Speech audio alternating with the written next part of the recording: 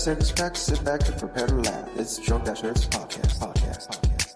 Grab a six pack, sit back and prepare to laugh. It's Drunk Dashers podcast. Grab a six pack, sit back and prepare to laugh. It's Drunk Dashers podcast.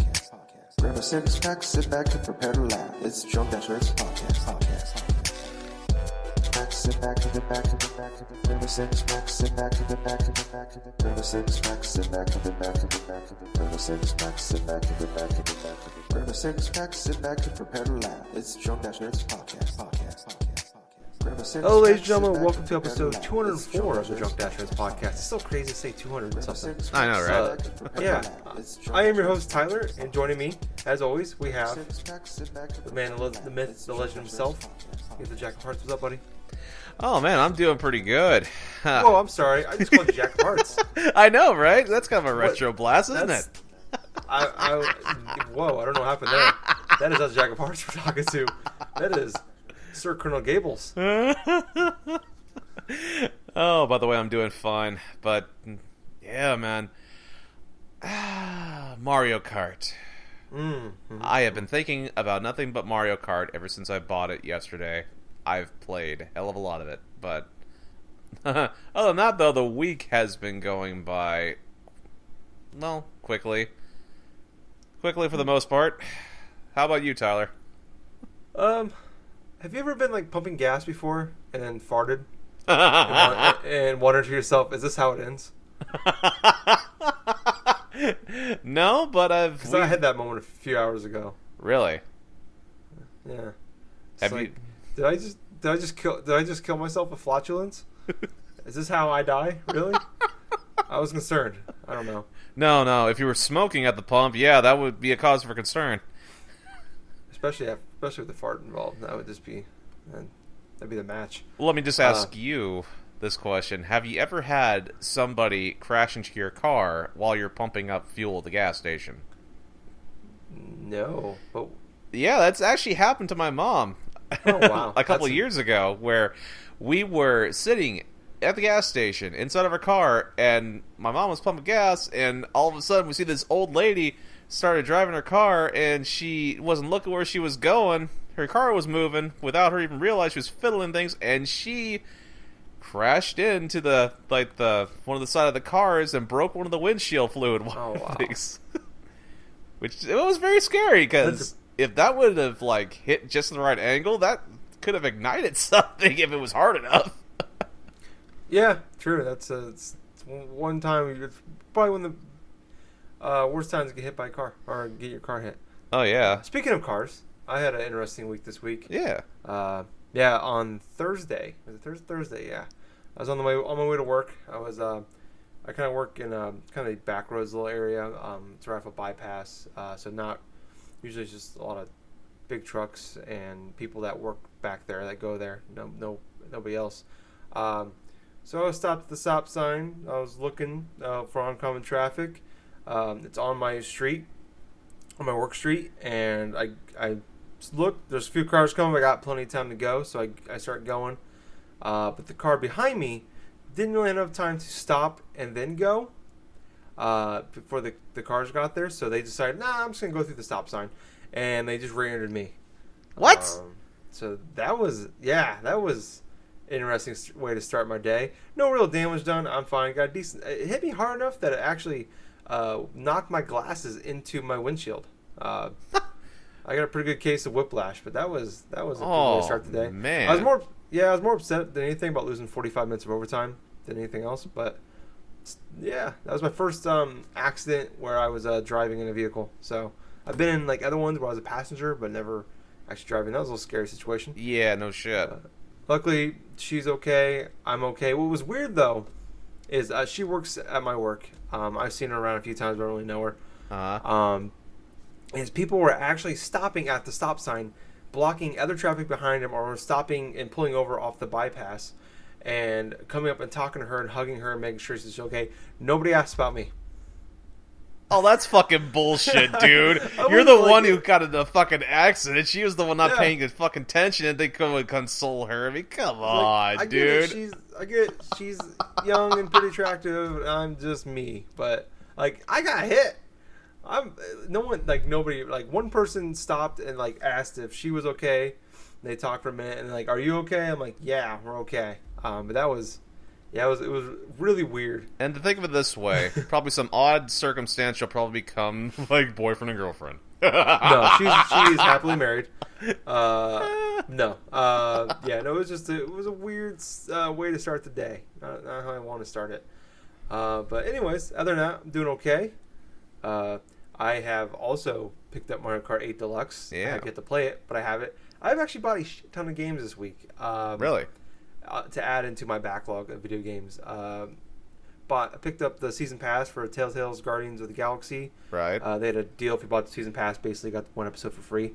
So I just went ahead and bought that because I'm probably going to buy them all anyways. Might as well get a discount on it at that. Picked up Little Nightmares. It is like looks like a side scroller kind of game. Ooh. Like I've heard nothing like but good things about that, man. yeah, it's like a scarier looking, darker version of Inside, which I'm definitely interested in picking up. I already picked it up, but playing. I picked up Kamiko.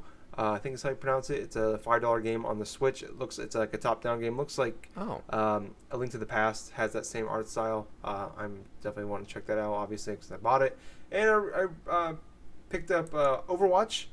Again, we were talking about last week, and I saw it on Amazon for $30, so I bought that. And I forgot one more. I picked up Outlast 2, which is one of the games I'll be talking about I played this week, which I guess we can just kind of jump on into. I'll go real quick. Yeah.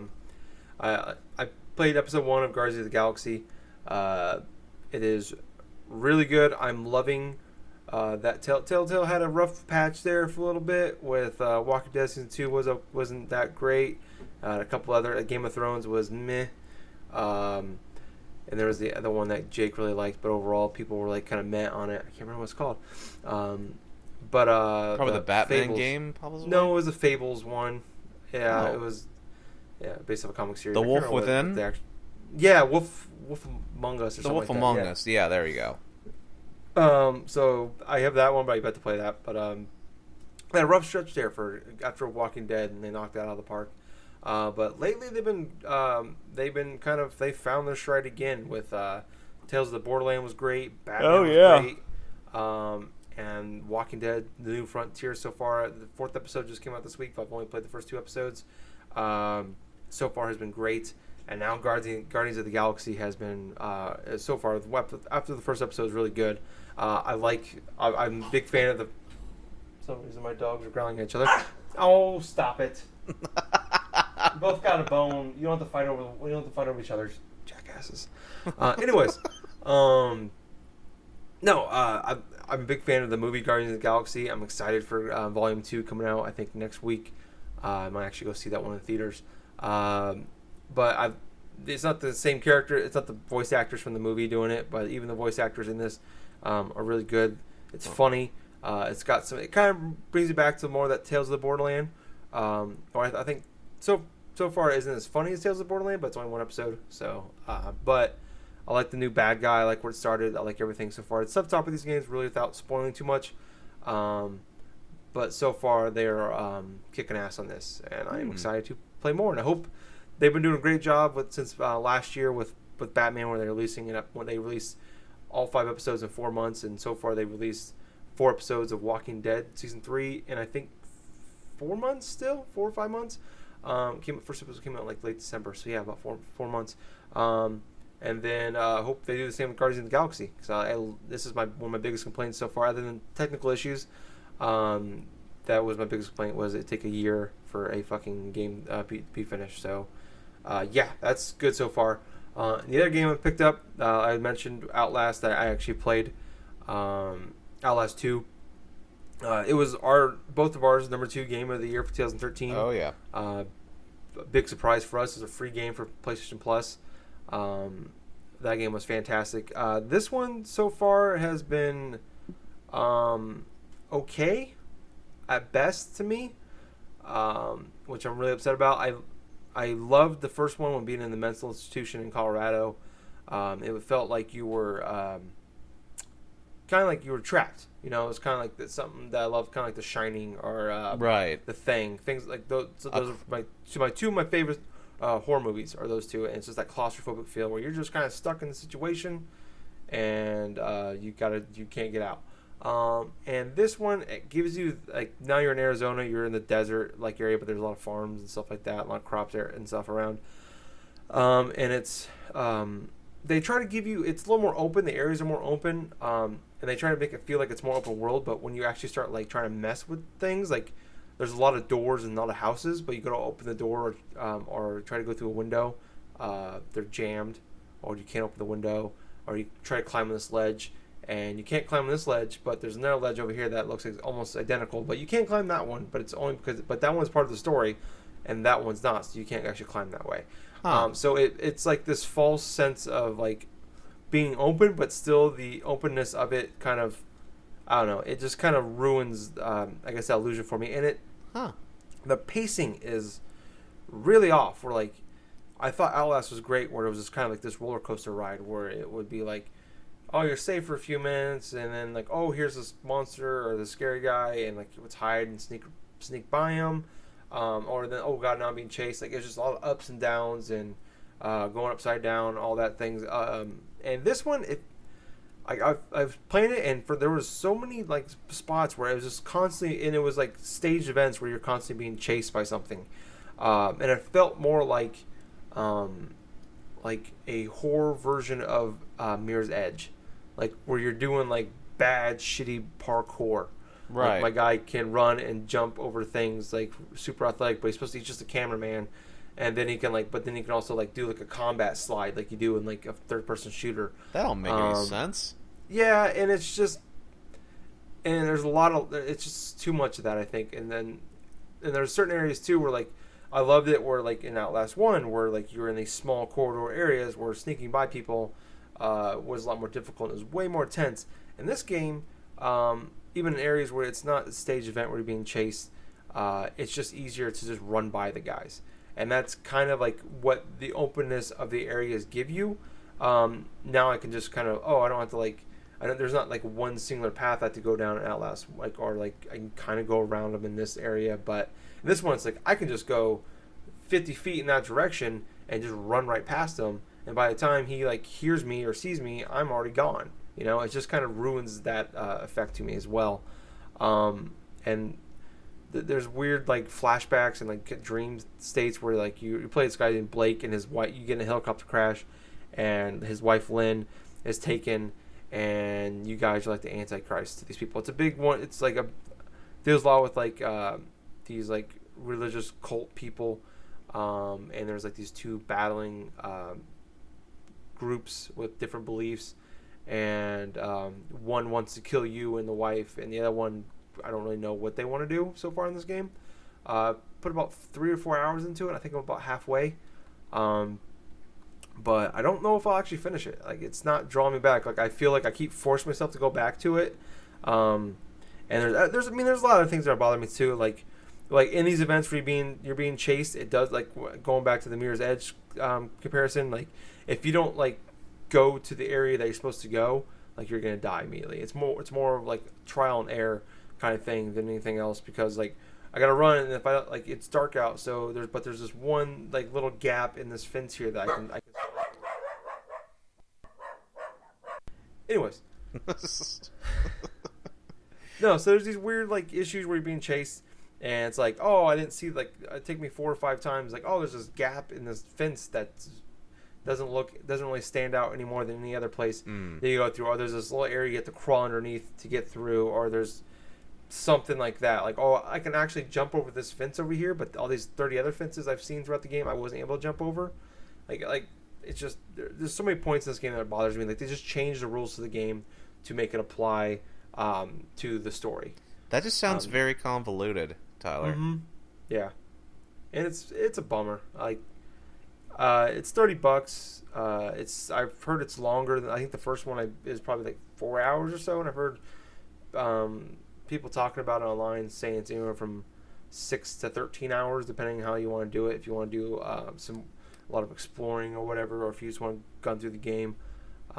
So I don't know. I wonder if that maybe hurts the game more. Maybe it would be better if it was a 4 or 5 hour game than a 6 to 13 hour game. And maybe it has that bit of a portal effect where Portal was great, but I don't know if I want to play a 15-hour long Portal game, and that's where a lot of people fell into the issue with Portal 2.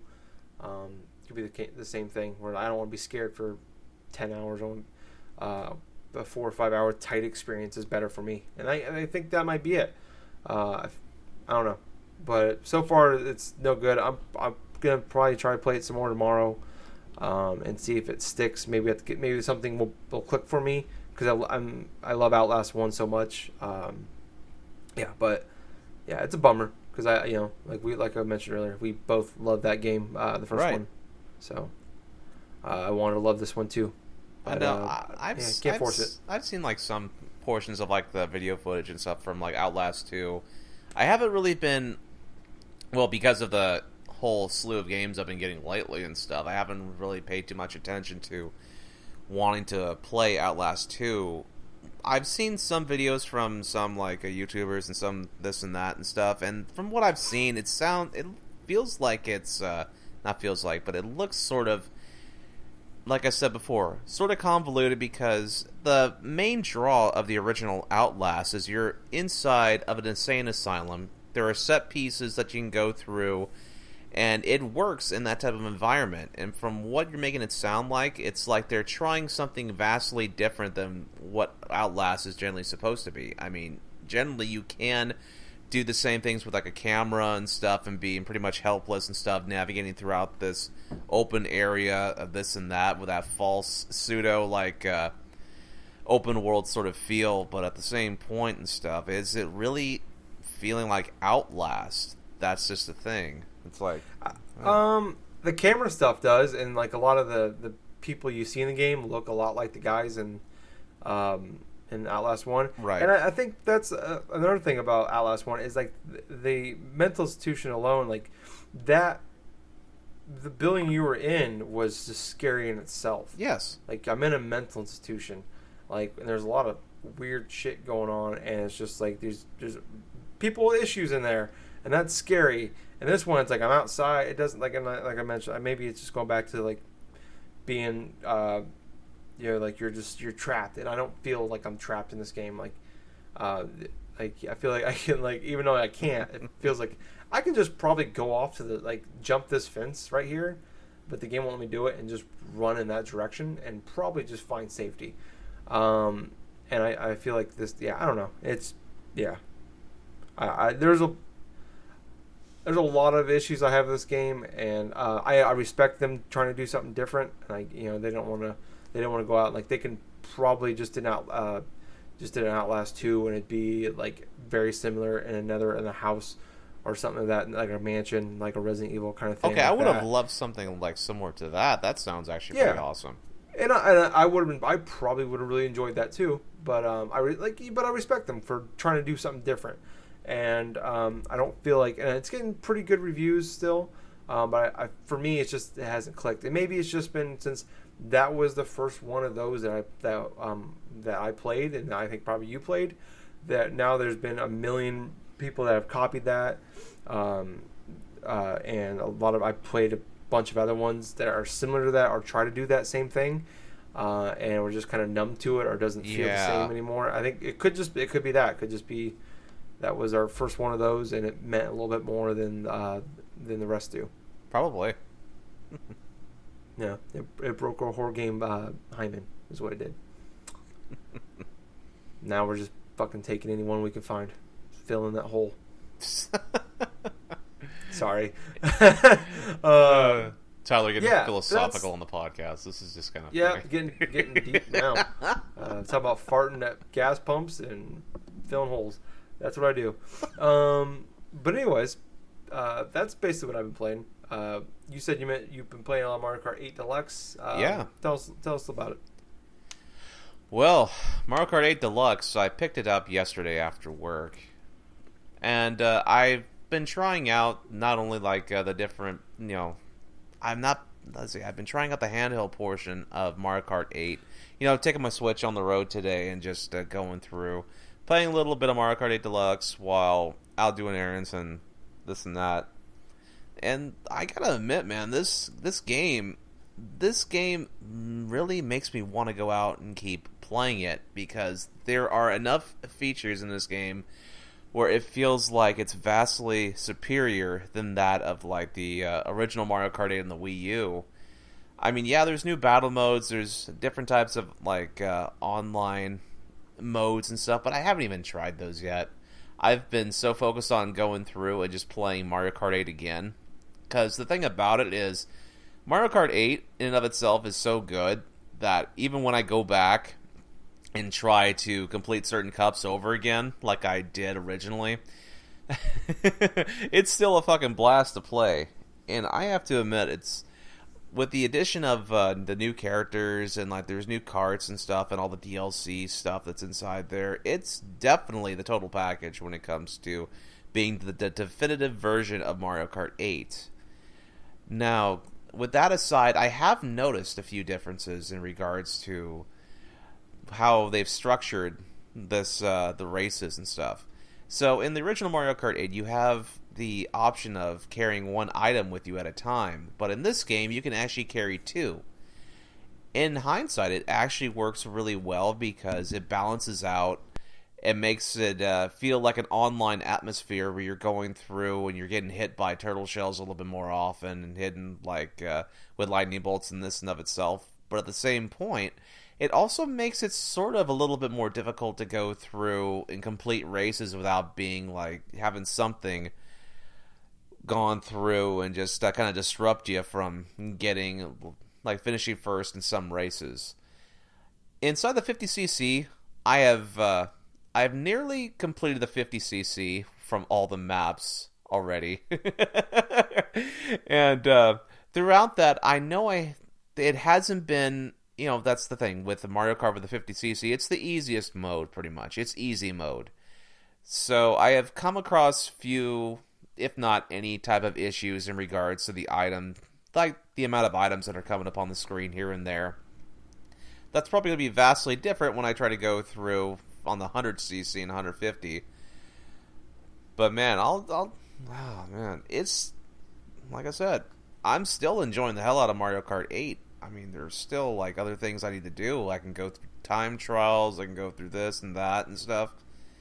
It's just amazing to me that a game that I've pretty much played when it first released and stuff, it's given new life on the Switch, and even playing it in handheld mode, the game really feels smooth, it looks crisp, there's hardly any type of hitches or any type of like bad stuff taken away from it. It's a comparable port, like actually not like a port, it's more like it is more like a port now that I think about it.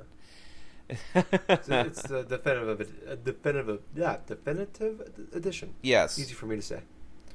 Definitely that. Oh, yeah. My one hope, I'm happy they added a battle mode into it because I didn't like the first one. Yeah, the battle mode was complete shit in the first one. Yeah.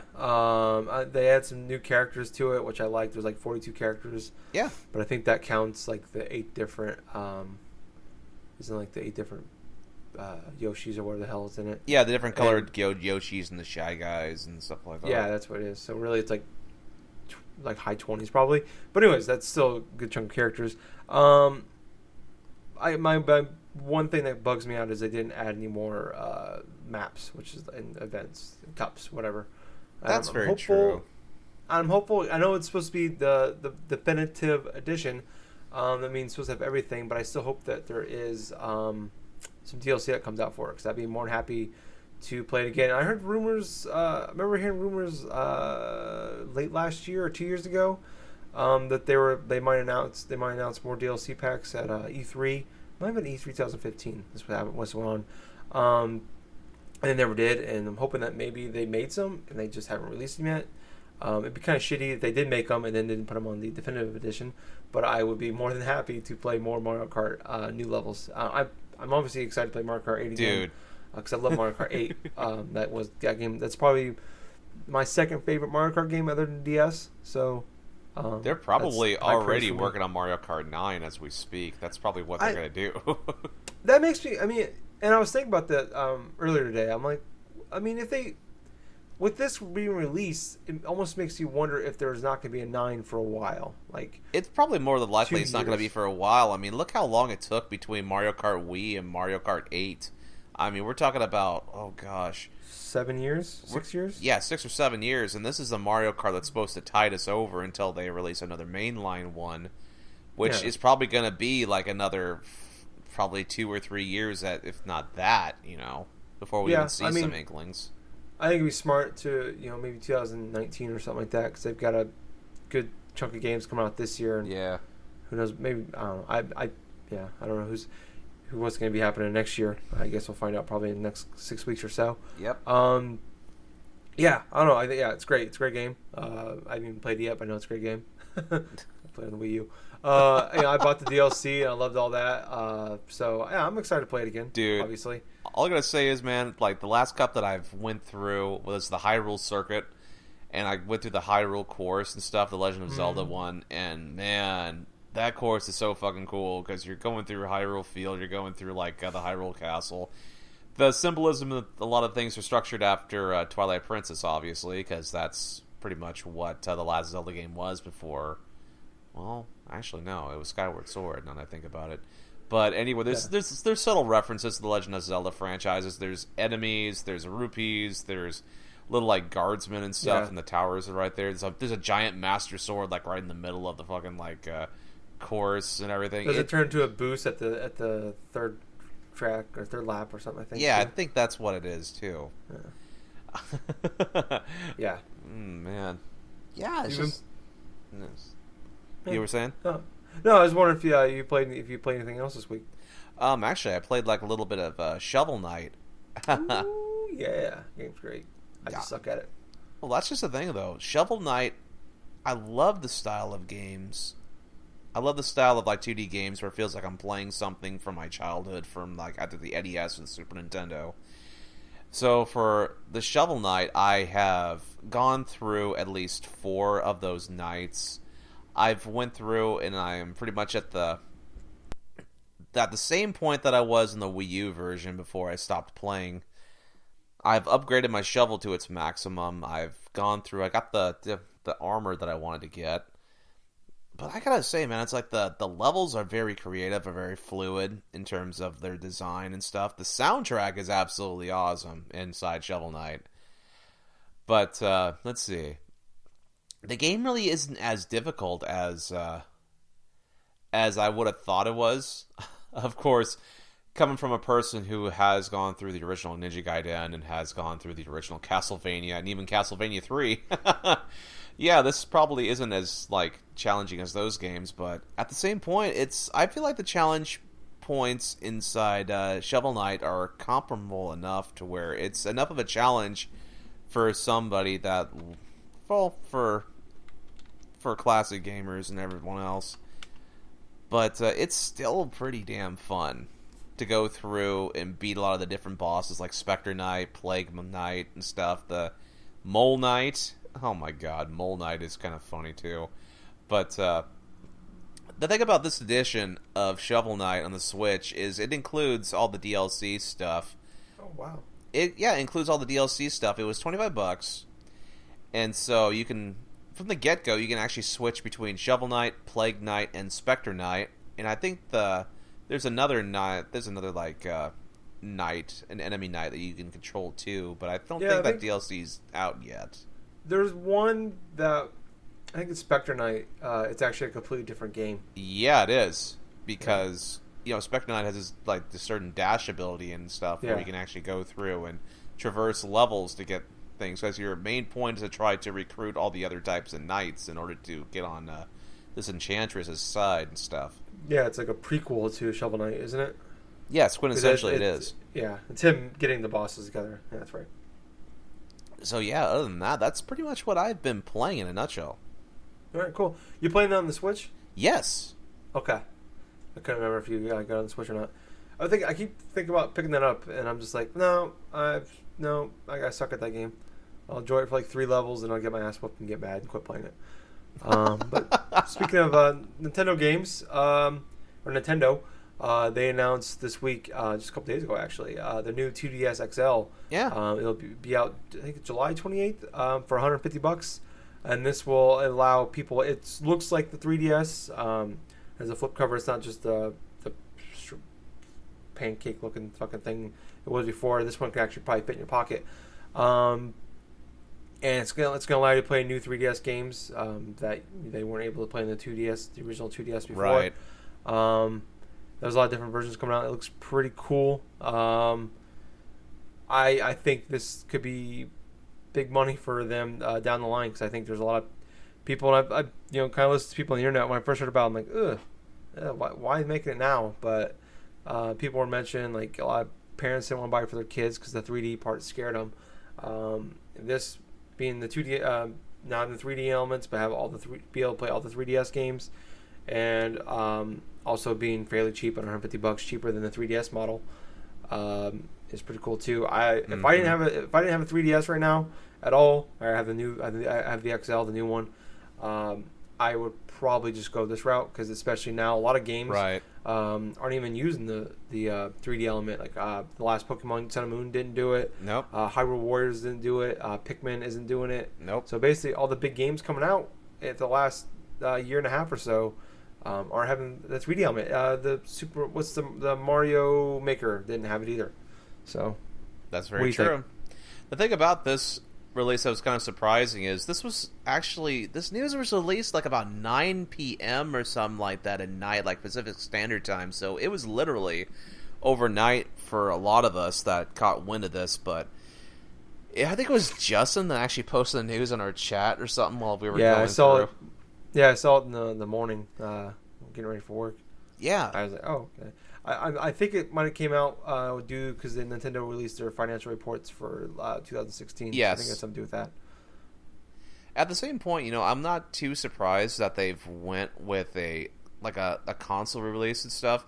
They even said their not the press things, but their direct that they had last, that they were continuing support for the 3DS at least till the end of the year. But I am kind of surprised that they went the route of actually going through and making an XL version of the 2DS. But yeah, they're claiming it's going to be aimed towards kids to teens and stuff like that, which is understandable considering that those same kids that grew up playing the 3DS are going to probably want to upgrade from a 2DS and this and that.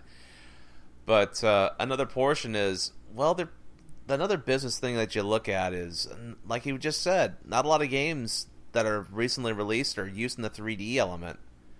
And that just kind of is sad enough extent that the main gimmick of the 3DS to begin with is... it's in the name. It's in the name in and of itself.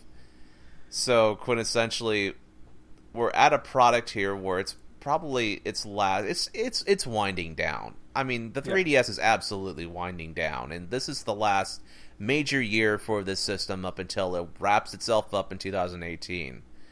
Which, hell, that gives it around, 7 years or so on the market, and that is fucking fine by me. I mean, hell, there's still plenty of games I want to pick up with it. I mean, next month I'm planning on getting the Fire Emblem game, because I love Fire Emblem. Oh, yeah, it's coming out. That Shadows of Valencia or something like that, I think it's called. Yeah, it's usually like a sequel or a remake of the second Fire Emblem game, I think, for the NES, the Famicom. Yeah. But other than that, the design of it I really like. I do like the whole clamshell aspect of it, where it's just kind of looks more or less like a handheld. It does not look like something too kiddish. But the color scheme, I think the color scheme is okay, but I kind of like the idea behind the European and Japanese color schemes in and of itself. Those fuckers get all the good ones, man. They get the fucking orange and white ones. I mean, God, that's a lot better than blue and black. Yeah, it's bullshit. They get all the good shit, man. Oh, the console variants, man. That's it can be complete bullshit when it comes to that, man. It's like that's something that overseas have been doing for years, especially when it comes to like system colors. Hell, I bet in Japan they got like 60 different SKUs of the Virtual Boy in every color. Fucking assholes. There's probably like an orange one out there or something. Oh, I'm not mad. Have we caught any type of release date for this thing, or did they state any of it? July 28th. Oh, July 28th, so it's actually going to be in a few months. I think July 28th is also when there's a lot of shit coming out July 28th. I think it's like that Pikmin game. I think Pikmin comes out that day, and there's a bunch of amiibo, and I think is that Splatoon? Or that's the 21st. No, the 21st is Splatoon 2. Okay, yeah, okay. They got so late July is big time for them, so they got a lot of shit coming out. So I'm just kind of surprised with the Switch being out that they want to do this, but I'm not so surprised. But go on ahead. Yeah, but I mean, I kind of makes sense. They have I think there's 60 or 70 million of these fucking things out there. Yep. So, it makes sense to want to keep this because this is their one big money maker they have right now. Like, Switch is doing well, but there's only 2.75, a lot less than 60, 70 million. And the Wii U's been dead for a long time. So you want to keep this strong. And if the only thing that concerns me is that this might mean that they're going to keep supporting the 3DS, which and it was weird, like the fact that they're supporting 3DS still, because I have one and I would love to play it more. But I would like to switch focus more to the Switch. Yes, because now we're at the process and stuff. They're releasing things on 3DS, and we're thinking about in the ways of, I just want to play this on Switch. Yeah, especially with the 3D element going away on all these games. Yeah. So if anything, it could just be like, here's a 2DS. These things still sell really well. Here's a new one. You can play it. You can play all the new games. Yep. That you couldn't play before. The handful that you couldn't. Or it could be an illusion that they are going to continue to support the 3DS. But really, it's just like we're going to make people oh cool, they're still supporting this thing, so we'll keep buying this shit. Oh yeah. But really, we're getting rid of it. So I'm curious what. I think E3 will be a big telling of what's going to go on with the 3DS. Oh, yeah. And then maybe towards the end of the year as well, I think we'll have a pretty good idea what's going on with the 3DS. Whether or not it's going to 2018, it's going to be supported. Oh, yeah. If this is truly in for it. So we're hearing little bits of rumors and stuff. I actually saw a rumor today, upon Nintendo affiliate, Nintendo Life. Nintendo Life's like a separate little thing that they do with the in Europe and stuff.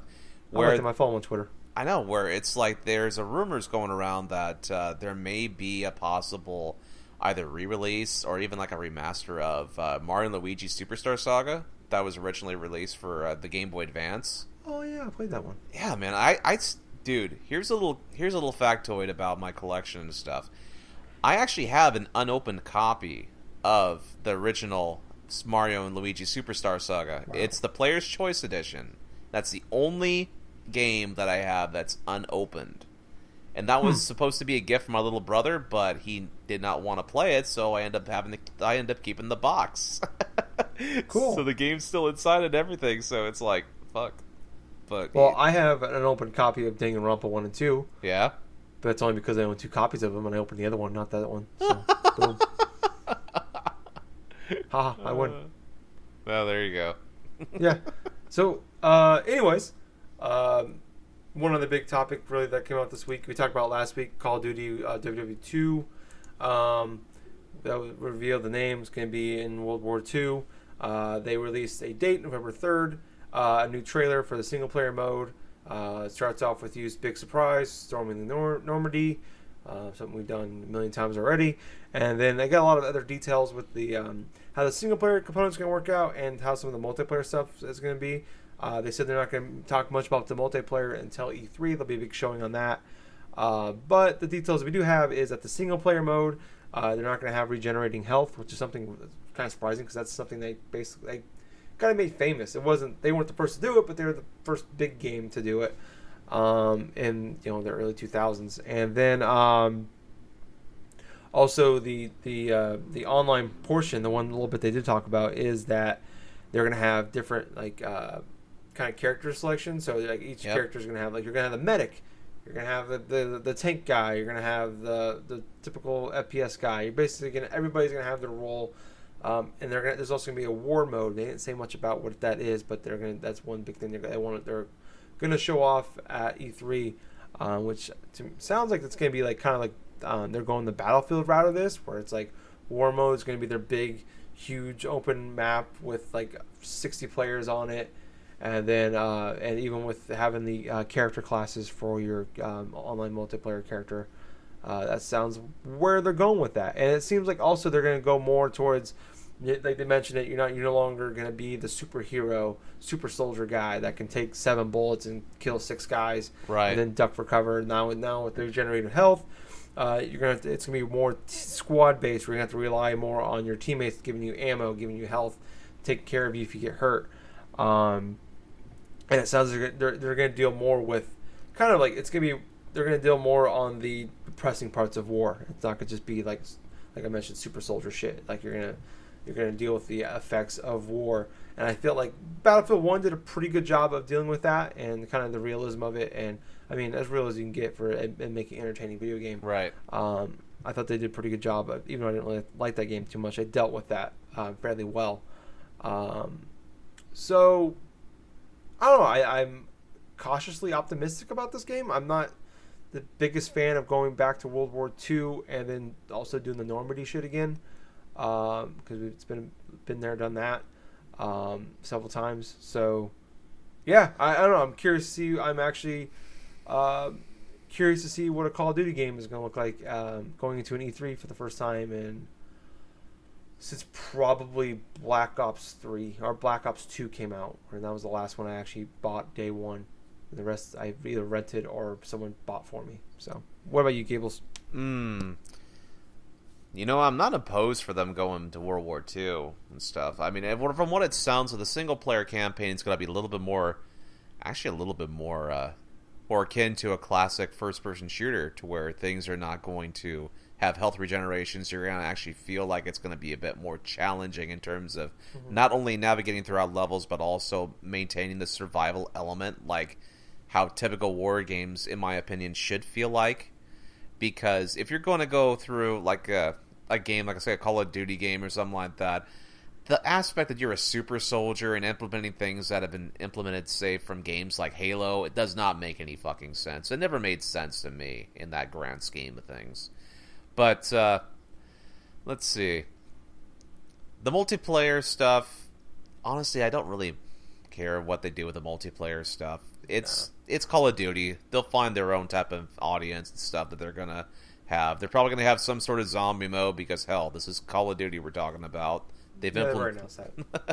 Exactly. It's zombie. Who gives a shit? I know. If we can go ahead and face off against zombie Hitler, that'd be kind of fucking awesome. I want to be up for that. Actually, if it was Hitler in like a mech suit, a la the original Wolfenstein game, I'd be cool with that.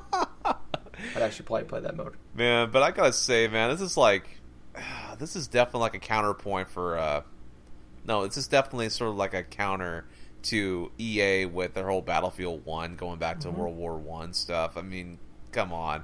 After the type of reception that Activision received for Infinite Warfare and stuff with the whole futuristic shit, and everybody else getting kind of angry for them just going to that certain direction, even though Infinite Warfare, to its credit, a lot of people did not hate that game. You know, I love that game. It was actually a pretty damn good sci-fi game from what I understand. I mean, I never had a chance to play it, but I'm still interested in wanting to play that when it comes down to it. I heard the single player is actually pretty decent. Best one they've ever made. But yeah, when it comes to this, I just hope the campaign is actually worthwhile and memorable, because here's the thing. Back even before Activision is delving into the whole World War II things, there was about a decade ago, there was an absolute flood of World War II games. Yeah. We're talking about stuff that was on the PC, PS2, Xbox, and stuff like that. GameCube as well, from some reasons here and there. But the last Call of Duty game I can think of that dealt with the whole aspect of World War II was Call of Duty 2, Call of Duty 3 or something? World at War. World at War, yes, you're right. 2007 or 8. That was 2008, I believe it was. Yeah, you could be right. Yeah, 2008. Yep. I gotta admit, though, that was pretty damn good. I absolutely loved playing that game. As a matter of fact, it remains probably my favorite behind... actually, that is my favorite Call of Duty campaign, to be perfectly honest. And Black Ops is right underneath it. Yeah, those are all good. I'm kind of bummed about the idea. Like I said, I'm curious to see what they do, but I'm kind of, if a lot of this is true, and it's going more the Battlefield element. Like, there's a place for Battlefield, and there's a place for Call of Duty. Absolutely. I don't necessarily want them to be. I mean, I'm not the biggest fans of these games. Like, I'm not the biggest. Well, I like Call of Duty campaigns. I'm not a big fan of the Battlefield campaigns. I really haven't ever been. But there's a place for both of those games to exist. Obviously, Battlefield's picked up steam the last couple games. Call of Duty's been kind of they've one of the biggest selling games every year, but they're not what they used to be. I'm calling something I talk about. I've mentioned for years. Eventually, they're going to be like Madden, where they sell really well, but they just come out and they're just another big game of the holiday season. And it's no longer the big event that it used to be. No, it's definitely where people would delay their games 6 months to get away from it. Yeah, I mean, like, you know, I love that run and gun super soldier shit of Call of Duty in the campaign mode, and I'll be kind of bummed to see it go. But I'm, like I said, I'm curious to see how they handle single player, and you know, I'm more towards the negative. I lean more towards not going back to World War II than I do going somewhere else. But I don't hate the idea of going to World War II. I just want it to be something different. Right. And when I hear that we're storming Normandy, I'm like, ugh, God, okay. And it's just, all right, we're going to do the same shit we've done in every other one, every other Medal of Honor. I remember for, I think it was Xbox 360 or the first one, big one on there. Right. Literally, the first mission was storming the Normandy. The first one in Call of Duty was storming the Normandy. Yep. So it's just, yeah, like I've said enough about storming the Normandy, but I just want it to be different. I want, you know, it's been a decade since we've done World War II. Doesn't mean you can just keep doing the same shit over and over again or go back to what you did a decade ago. But, you know, sometimes what old is new again. So oh, yeah, absolutely. We'll have to wait and see. Here's something that's going to be kind of interesting. I mean, in Battlefield 1, they had, like, carrier pigeons. What if, like, in this Call of Duty game, they try to combat that with having, like, carrier rats or something, you know? I'd be cool with that, actually. What if I don't know if there was elephants in World War II, but I'd be cool with a carrier elephant. Oh my god, a carrier pachyderm. That'd be great. Just pulling over Nazis with a freaking Dumbo with an elephant and stuff like that. I'd be great. Oh my god, storming the Normandy with carrier elephants. I'd be okay with that. I would love that. That'd be great. I wonder who's gonna have better physics though. The birds from Battlefield 1 or the elephant from WWII. Oh, dude, those elephants are gonna control like tanks. I kid you not. It's like shooting fucking peanuts at Nazis. That'd be great. Shooting peanuts, yes. Oh god, if it was just a turret, the trunk was a turret of peanuts. Yeah. Oh my god, I would love that. I just made myself hyped for this game. If you're listening, Activision, and I know you are, make that happen. I'll buy your goddamn game. Yeah. I'll buy Gables a copy of that fucking game. You know what? I'll buy everybody on the show a fucking copy of the game. if there's fucking carrier elephants. Yeah. You just sold 5 copies of the game. Activision, if you do that. Dude, here's what we should do. We should just go ahead and just tweet at, like, Activision, or at the company that's making the next Call of Duty games, like, hey, Sledgehammer. Hey, Sledgehammer, put some carrier elephants inside this game. Yeah. Fuck carrier pigeons. Give me carrier elephants. It would not make any sense because it's inside the freaking areas right there, but it's like, okay. I'll send them a link to the podcast when it's over. And, like, we'll respond, hey, to that message from yesterday, this will make sense. Skip to 44 minutes in, whatever the hell it is, and they'll understand. Yeah, I'm in. I'm in for this. This is almost as good as a Virtual Boy Mini. So, fuck. If all my dreams come true for the stupid shit I thought about in this podcast, I would be the poorest motherfucker in the world. Oh my god. I'm still waiting for Michael Bay to make that Pokemon movie. Oh. So that day comes, I'll be so happy. I'll fucking yeah. All right. Oh my god, you just see these bunch of elephants stampeding like the freaking like Nazi headquarters, and just Hitler's just inside the middle of nowhere, and all of a sudden he just goes and rampages in, and everyone's like going, everyone's like, all of a sudden you see Hitler just going 9999.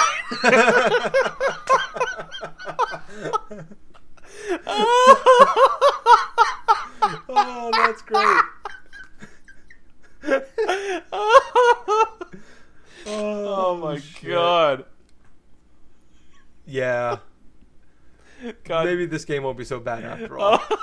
Just think of it that way. Why don't we recording this, put it on the internet? We should just like start saving these ideas and just make it ourselves. We should just start doing this. It'd just be like the movie Inglourious Bastards. It's just like, oh. Yeah. We're making billionaires too much money. This is dumb. Well then, I think it was a good way to end the show. I think we peaked there this week. Gables is crying right now. You know it's good. You know the show is over when Gables is crying.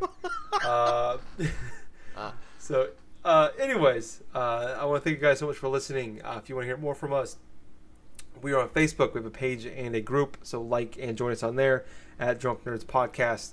On Twitch, we are Drunk Nerds Podcast. You can follow us on there. Yeah. And then on YouTube, we're Drunk Nerds Podcast in there as well. So subscribe to us in there. We put the podcast up on there. So like that. Give us a big thumbs up. I'll send you a copy of Jack's credit card. Yeah. And the joke never ends. And if you listen to us on YouTube, we're also on iTunes. You can check us out on there. Drunk Dashers Podcast, obviously. So subscribe and leave us a 5-star review if you could. Leave us like a comment and everything. We will shout you out in the show. And Twitter. We are at Drunk Nerds Pod. So follow us on there as well. Please. Yeah, that's probably the best place to go for when the podcast comes out. That's the first place that gets uploaded to. So, anyways, thank you guys so much for listening. I was your host. I was Tyler. And I have been the legend known as Colonel Gables. So until next week, everyone, keep learning, keep playing, keep going through with your everyday life, and also hope to God that the elephants will storm Normandy. Yes. What if Call of Duty WWII was just they replaced soldiers with elephants?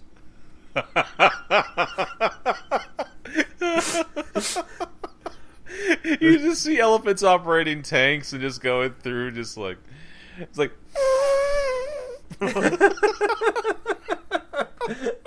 Oh man! Oh my God! Just the whole title of the episode's like "Elephants Storm the Normandy." Yeah, that might actually be it. I was gonna do farting at gas pumps, but this is better. Oh, good night, everybody. Boys.